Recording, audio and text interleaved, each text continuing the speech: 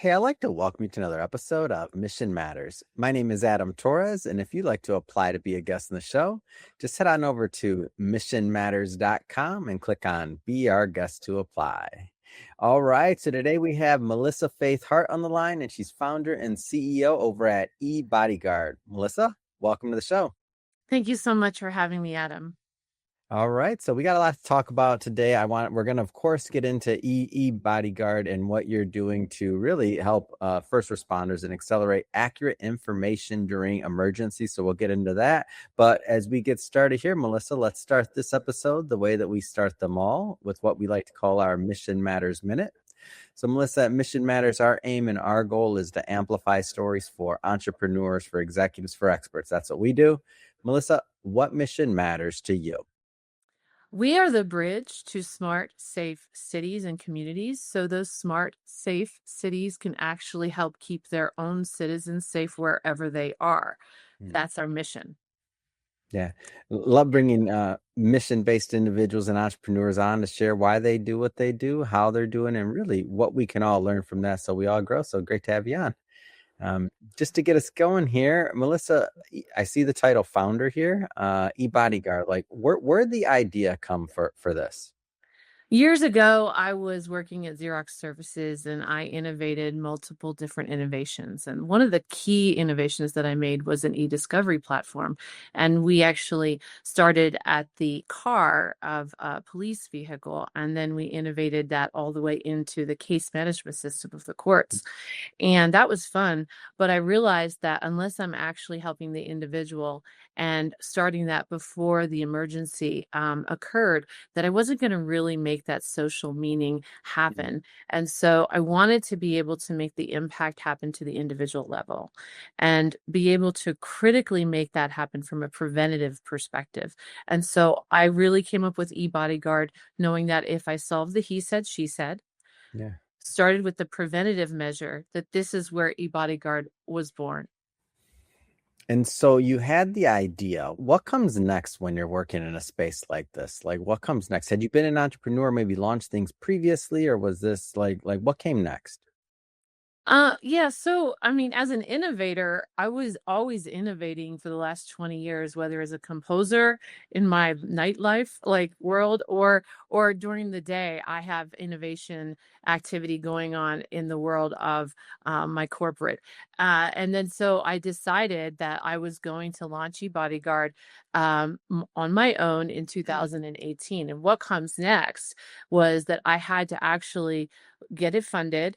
I had to be able to then move forward that technology and build the technology and then bring it into from ideation into creation and then into execution. And so we started out in 2019, we launched just a panic button that was voice activated. Then I inserted a body cam into it in about 2020. And then I put a safety card into it, all amalgamated together. Now, those were the features, but I actually laugh now. I have a little story. I had a business friend of mine, because I always had the privacy of the data in mind first.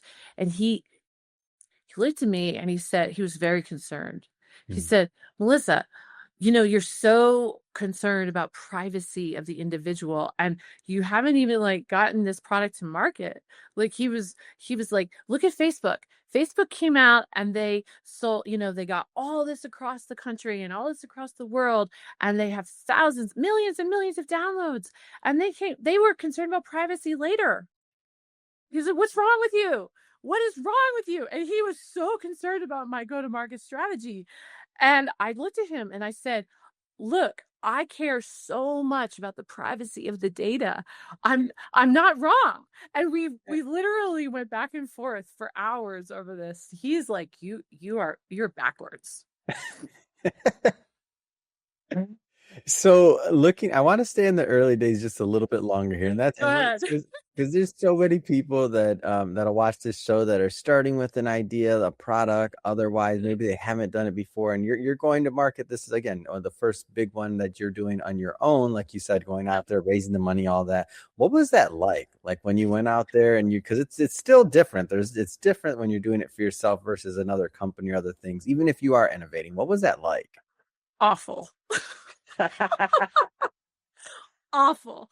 I mean, I thought, okay, I was in corporate America. It was like leaving the big Navy ship and coming into your like own little dinghy, Yeah. you know, and it was really hard. And I'll never forget like how many lessons I had to learn, Hmm. because you think you're going to be able to get out there and people are just going to buy your product. Yeah. You're gonna launch it on the Apple and Google Play Store, and then voila, everybody everybody's gonna do this for you, and they're gonna buy your product. But that's not what happens. Yeah. Like every single push up the hill, you feel it, and I think of it like climbing a mountain, right? If you look at a big mountain and you look at that mountain, Yeah. you're going to get overwhelmed. It's going to feel daunting to you. But the way that I built eBodyGuard was the way you climb a mountain. You just look at the next step, right? And you just take that next step. But if you just keep taking the next step, one day you're going to climb the mountain. And sometimes you get a false summit, right? You think, oh, there's the summit. And it's not. And some people will give up at that moment. That's true. So what keeps you strong? I mean, that's a good point. Like what keeps you strong at those false summits?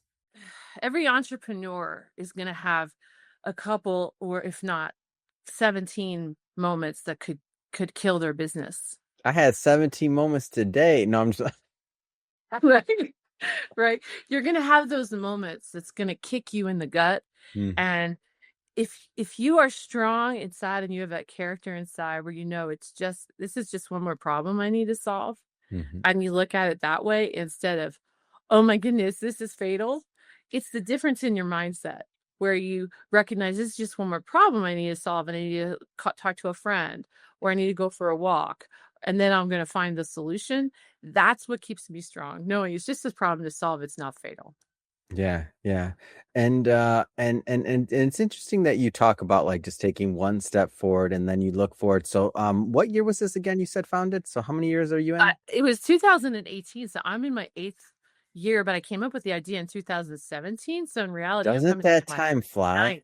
It does. Can you believe it that many Yeah. years have passed? Yeah, yeah, yeah, yeah, yeah. How many years are you into doing this? I'm 9 going on Oh, 10 yes. and So I'm yeah, like, okay. And whoa. Yeah, that's I'm why when you said it, like I'm like, I can't even believe it, to be y- honest.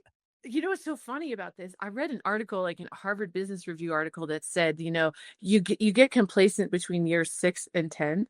And Mm, so I was teasing my co-founders and my board. I said, you don't have a really great CEO yet. Like in years 10 and beyond, that's when we get great. You have mm. actually complacent CEO. I kind of suck right now. And but here's the good news for you. In about a year from now, I'm gonna It's be like we're gonna get better. It's okay. yeah, like I'm not so great yet. Oh, I love this. Let's go further into eBodyguard. So let's Yeah, go sure. further into the product. Let's get into the weeds on this one. So let's Yeah, start. sure. How do you want to tee this up? Okay, so the mission and the vision of a company, right, has to be delivered with the actual, like, well, how are you going to do that? Right. Yeah. So, like, this is what we built. We built the My Bodyguard program through 3 software platforms that are delivered through the individual side on the My Bodyguard app and the My Bodyguard portal. Okay. Mm, And that's what the individual can get through the Apple and Google Play Store. And I talked about, like, we built first that panic button that everybody has. That's not special. Everybody's better build that. And then yeah. that's voice activated. That's special because that's patent pending for us. And that's up to 30 feet away. And that's helpful for domestic violence, street assaults, um, Yeah. school safety. Especially these kiddos today, if they have to put their phones on the wall, Yeah. that voice activation is super helpful, right? Mm. You got Talk about that and go a little bit further, like how that works for everybody that's listening or they're driving in their car. We got their attention now. Like, give me a scenario. Well, or even in the car, if they're driving in the car, voice activate that car and you're in a heart attack or you don't want to be distracted. So voice activation for school safety is very important because we can locate the kid inside the actual room where they are because our location accuracy is super accurate. And then we've got location accuracy. First responders know where they are. We can pull up the maps of the school. And now, if something were to occur, first responders have critical data and they can find that child or all the kids, and then they can accurately respond better. And how do they get that? Like, go further. Like, how do they get that? Like, How do they take get me the through the eBodyGuard? scenario. Okay, There's a so like, we download have the app. Like, take me download from the the app very in the beginning of the Android user Google journey. Play Store. Mhm. And then the mom and the dad will need to be able to walk their kids through setting up the application. Mhm. The voice activation has a special library so that they can actually get the kids set up. Okay. And then we would walk, the mom or the dad would walk the kid through the safety card, set up their child safety application. We have a sponsor. It's required for anyone under 13. They would need a sponsor email so that they can use the application. And then from there, they set up if they have any medical needs, if they Yeah. have anyone that they're afraid of, if their child's being bullied, anything like that. And then everything from there is very easily walked through. They have an app profile on the back end with eBodyGuard so that if Okay. they want to share their location with their mom and dad, and then they become their eBodyguard.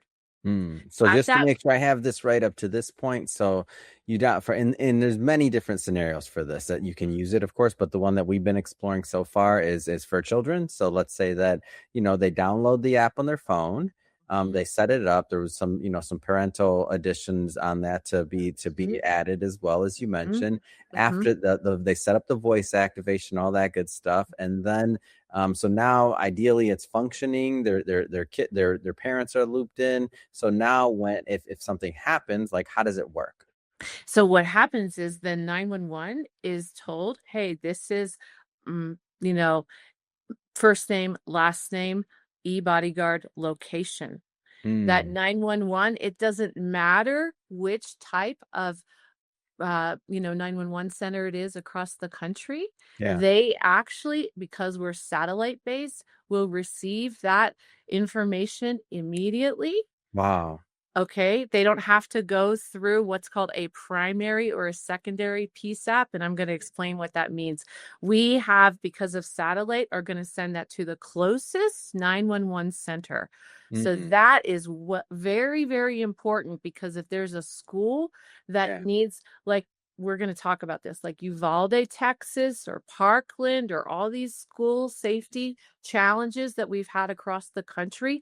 My innovation work that I've done in the last 20 years comes to play here because we said we've got to get it satellite based so that the kids and the parents have peace of mind that when they need that to be activated, the So how do closest they activate it? 911 Like what center, was the trigger? Like something happened it's and either it's go ahead. either that push button or it's that voice activation. Mm, Okay. hmm. And And then so the it goes. voice activation could work how? They set up a certain prompt or a certain like trigger or Yeah, so just like Siri today, Mhm. we aren't acting like Siri. We are just giving a person like um an individual Mhm. the ability to walk through a safety phrase. Yeah. It memorizes that safety phrase and then it holds that safety phrase for just that emergency moment. Mm. Yeah. So then let's say, something's happening, then the kid would pull out their phone, say the safety phrase, like walk me through that. It could be in a purse, it could be in a drawer, it could be hanging on the wall of the school Mm. door, And that's where you're talking about the distance, right? right? Up to 30 feet away. Wow, that's amazing. And so now some other applications for that. So that was one. Give me maybe some other ideas or applications on how somebody could use that. So you're driving down, the highway, Hmm. and all of a sudden, you have a fender bender, and you need to be able to get a hold of 911, or you're having a heart attack, or Wow. you need to be able to get a hold of 911, and there's something that's in an emergency in the street, or you're in a stadium. And there's an assault that occurs in the stadium and it's very loud, or there's a bar scene and it's very loud Yeah. and you need to be able to get a hold of 911. There's a myriad of reasons. Retail theft, right? Yeah. And you want to be able to get a hold of 911 and you don't want anyone to know that your phone is in your purse Mm. and you happen to be the witness of the crime. Wow. And so it can be, so then what you're doing is you're saying the prompt, then not the closest 911 to that emergency is Right. getting the details and getting the information dropped. So now the local police are informed as well. Correct. Wow, that's such an amazing, it's just amazing. I mean, when you think about like and the accuracy, maybe talk a little bit about that and the accuracy of it all.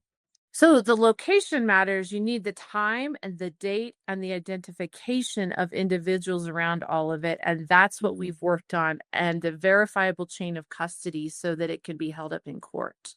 Yeah.